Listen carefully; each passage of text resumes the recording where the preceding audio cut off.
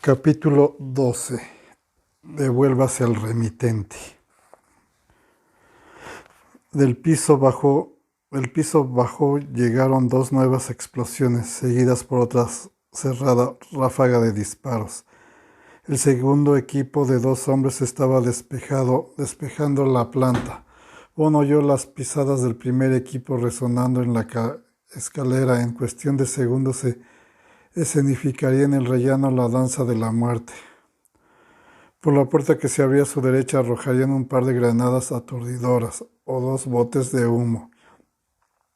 Y a continuación el fuego de las armas barrería el corredor, con lo que él emprendería el corto viaje hacia la eternidad.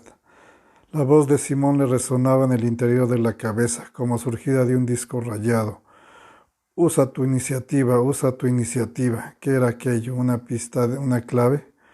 Porque estaba claro que lo había dicho con intención. Muévete. Yvonne echó a correr pasillo adelante hacia la habitación situada a su izquierda. Pensaba de forma vaga en la posibilidad de saltar la ventana. Cualquier expediente le parecía válido con tal de escapar a la mortífera granizada de balas. Entró velozmente en el cuarto y, tratando de hacer el menor ruido posible, cerró la puerta y pasó el pequeño pasillo. Cruzaba ya la pieza en dirección a las ventanas cuando, al rodear una silla, los vio. Dos cargadores para ASP negros, rectángulos de metal maté y cantos redondeados, abandonados en la desquiciada mesa que separaba los dos altos ventanales. Los retiró de un manotazo y vio al momento que se trataba de sus propios repuestos con todo su contenido de balas láser. Existe un método específico para cargar una ACP, mediante un rápido movimiento que, desalojando el peine gastado, permite sustituirlo por otro nuevo. Bond realizó esta operación en no más de 5 segundos, y ese espacio de tiempo le alcanzó además para comprobar que la primera bala había entrado en la recámara. Pero cargó el arma en movimiento camino de la puerta, junto a la cual se apostó pegado a la pared de la izquierda. El equipo avanzaría disparando una vez más. Las granadas hubieran surtido su efecto desorientador. Un hombre por la derecha y el otro por la izquierda. Bond contaba, sin embargo, que con los primeros tiros se perderían en la habitación. Pegado a la pared, empuñó con ambas manos la pequeña y poderosa arma, sujetando al mismo tiempo el cargador de reserva, como si fuera una extensión de su propia culata, y tendió ante sí los brazos. Los asaltantes se encaminaban directamente hacia aquella habitación. Bond había seguido por el estruendo y las explosiones las etapas de la rudimentaria ofensiva a partir de la puerta del rellano. Una rociada de balas astilló a su derecha la carpintería de la puerta. Una bota destrozó la cerradura e hizo saltar el endeble pestillo, simultáneamente arrojando dos granadas al interior del cuarto, una de las cuales rodó por el desnudo entarimado una fracción de segundo y luego se produjo el estallido. La dio la cabeza y cerró los ojos a fin de evitar lo peor, efecto de las granadas aturdidoras. La ceguera temporal que causa el fogonazo, pero nada pudo hacer por sustraerse a la detonación que, como si ocurriese en el interior de su cráneo, le hizo retumbar la cabeza y desató en sus oídos timbrazos ensordecedores, tanto que no percibió ningún otro ruido, ni en su pistola al disparar, ni en el mortífero tableteo de las metralletas que accionaron los hombres del primer equipo mientras avanzaban por entre la humareda. Bond actuó por puro reflejo, localizadas en el visor de la pistola las dos minúsculas siluetas que trasponían la puerta. Oprimió 2 veces el gatillo, verificó de nuevo la puntería y volvió a disparar. 4 balas salieron de la recámara en menos de 3 segundos, y sin embargo fue como si en tiempo se hubiese paralizado y todo aquello ocurriera por efecto de un truco cinematográfico, con una enorme lentitud torpe y brutal. El agresor más próximo a Bond saltó a la izquierda, sujeta la letal arma automática entre el brazo y la caja torácica, y apenas identificado su objetivo, volvió hacia él en el cañón de la metralleta, que ya había empezado a vomitar fuego. El primer impacto de Bond le alcanzó en el cuello y le proyectó hacia un lado y destrozadas carne, arterias, tendones y huesos. La cabeza se bamboleó como a punto de separarse del tronco. El segundo proyectil le dio en pleno de ella y haciéndola estallar, sembró en el aire una fina lluvia de partículas rosadas y grises. Las balas tercera y cuarta le dieron al otro hombre en el pecho a unos pocos centímetros de la tráquea. Se tambaleó primero hacia la salida y luego hacia la derecha, rociado de balas la ventana antes de comprender demasiado tarde ya dónde estaba situado el blanco. Fue tal la violencia del impacto que al saltar hacia atrás se quedó suspendido por un momento en el aire en un ángulo de 45 grados respecto del suelo, la metralleta todavía en acción, acribillando el cielo raso, mientras del desgarrado pecho brotaba un hongo de carne y sangre.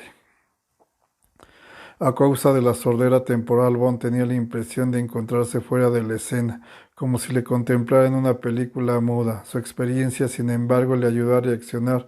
Había batido a dos, pero quedaban otros tantos. El segundo equipo, casi con toda la seguridad, debía de encontrarse abajo en el recibidor, e incluso era posible que en ese momento acudiese en ayuda de sus camaradas. Saltó sobre el decapitado cadáver del primer intruso y con ello estuvo a punto de resbalar en el charco de sangre. A Bond siempre le había causado pasmo comprobar en qué cantidad la poseía el cuerpo humano. Un detalle que nunca mostraban las películas y ni siquiera los noticiarios. Más de 4 litros que emanaban como de una fuente al ser roto violentamente su receptáculo. Se detuvo un instante en el umbral y tendió en vano el oído, pues en el interior del cráneo seguía zumbándole como si vibrase en él un centenar de timbres. Con una ojeada hacia su segunda víctima, advirtió todavía llevaba en el cinto sujetas por las palancas de seguridad 2 granadas. Desprendió una, le quitó la horquilla y con ella en la mano izquierda siguió el corredor hacia la puerta del rellano, calculando mientras tanto con qué fuerza habría de arrojarla en la escalera. No podía equivocarse porque no se le ofreció una segunda oportunidad.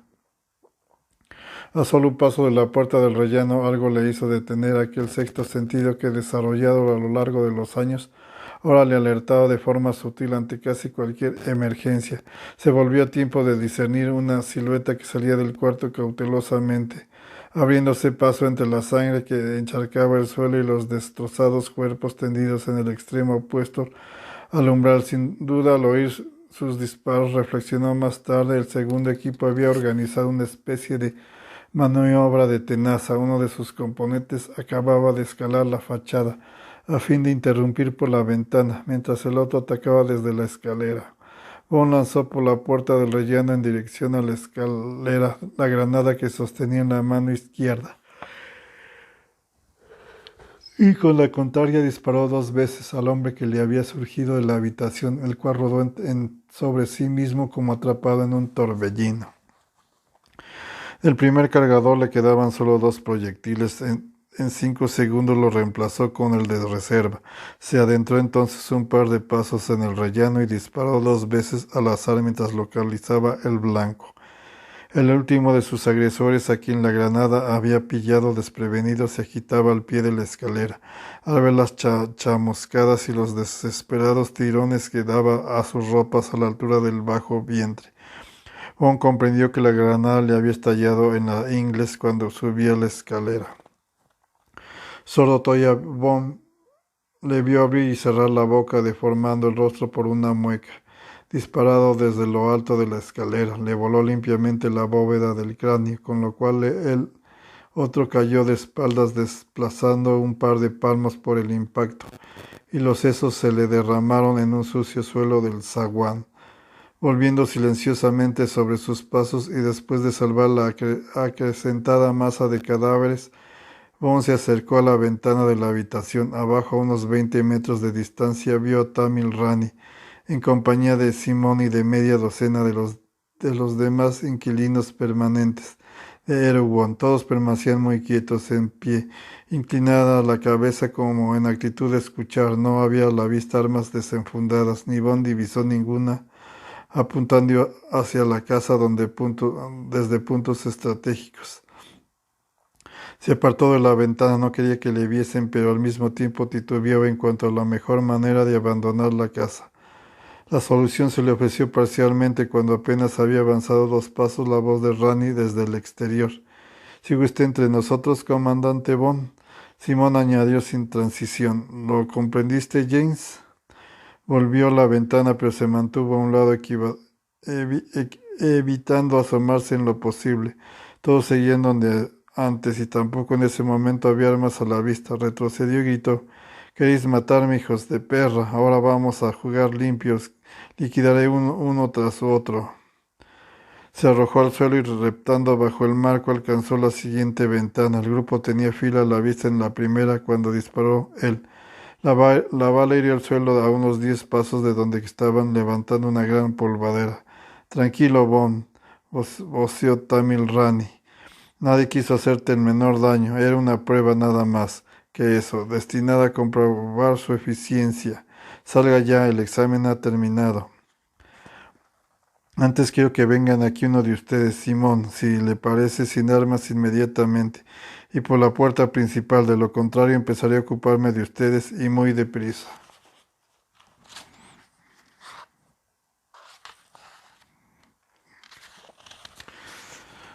Lanzó una ojeada por la ventana. Simón se había desabrochado ya el cinturón y arrojado a un lado echaba a andar hacia la casa. Unos segundos más tarde, Bond se encontraba en la parte superior de la escalera y Simón abajo en el zaguán, con las manos enlazadas sobre la cabeza y mirándole no sin admiración. «¿Puede saberse qué ocurre aquí?», le interpeló Bond. «Nada, has actuado como esperábamos. Como todo el mundo nos aseguraba que eras muy hábil, te enviamos 4 hombres de los imprescindibles. 2 de ellos eran los alemanes que me señalaste. Tenemos otros de ese estilo para ejercicios como este, que consideramos rutinario».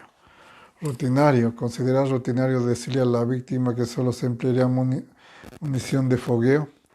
Bien, no tardaste en descubrir que también tú tenías balas auténticas. A los otros se les dijo lo mismo, que los proyectiles eran simulados.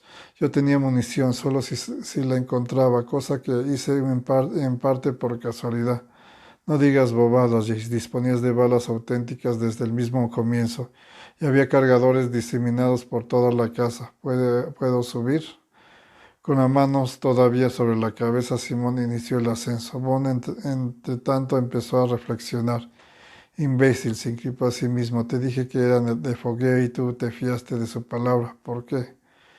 5 minutos más tarde, Simón había demostrado la veracidad de sus palabras, primero recuperando el cargador desechado inicialmente por Bond, que contenía todas sus balas Glaser, y a continuación señalando otros peines completos situados en el suelo del pasillo, en la segunda habitación del piso alto, incluso en el descansillo. Sin embargo, y aún disponiendo de munición auténtica, había sido aquella una empresa peligrosa en extremo. Un hombre contra 4 armados con lo que resultaron ser metralletas MP5K.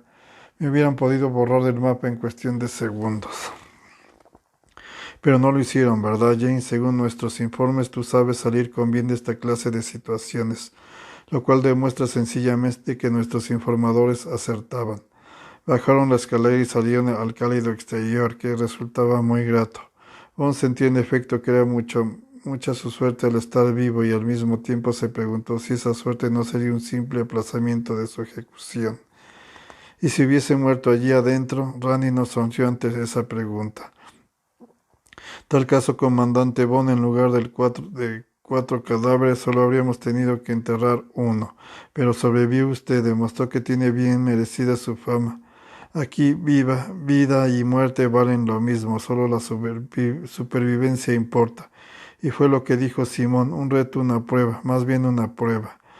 Habían cenado a solas los 3 en ese momento. Se encontraron en el despacho de Tamil Rani.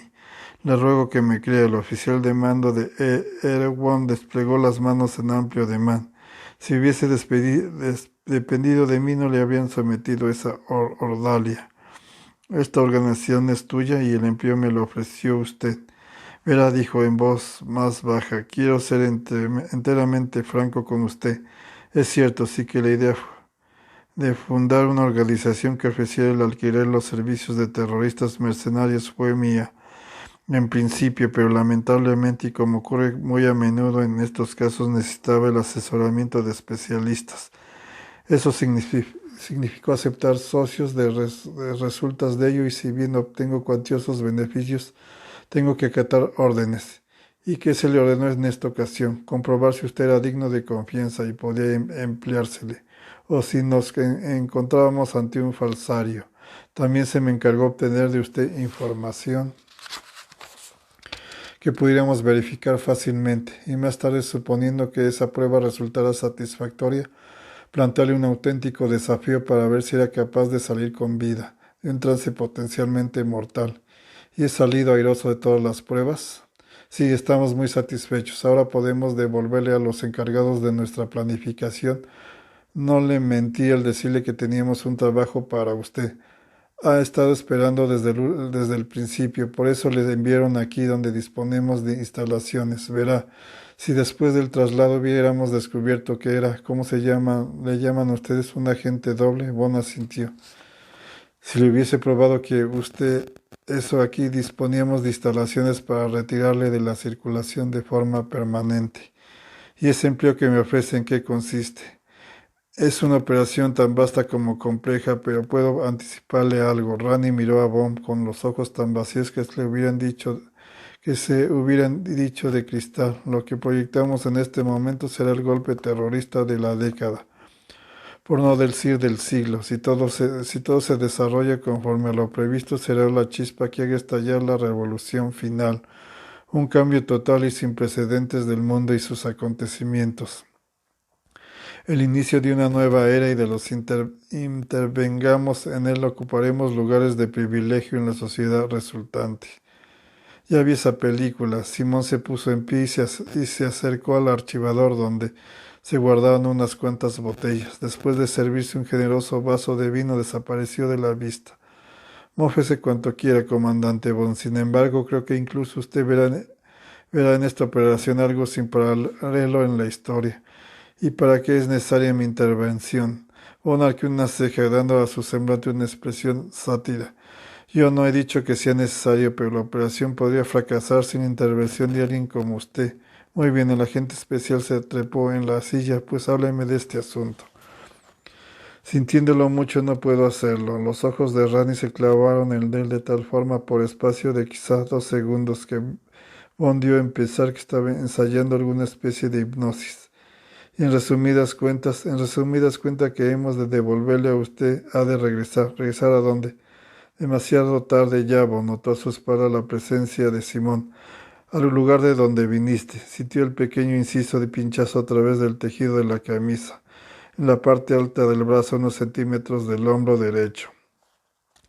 Tammy Rani siguió con su peronata. No estamos hablando de historias inventadas por novelistas baratos, de ninguna extorsión basada en el poder de ingenios nucleares ocultos en el corazón de las grandes metrópolis occidentales, de ninguna conjura para secuestrar al presidente o para someter al mundo, reduciendo a cero el valor de las principales divisas. No, estamos hablando del empleo de amenazas. No estamos hablando del empleo de amenazas, ni tampoco hablamos. Su voz se fue alejando lentamente, disluyéndose y por fin se desvaneció.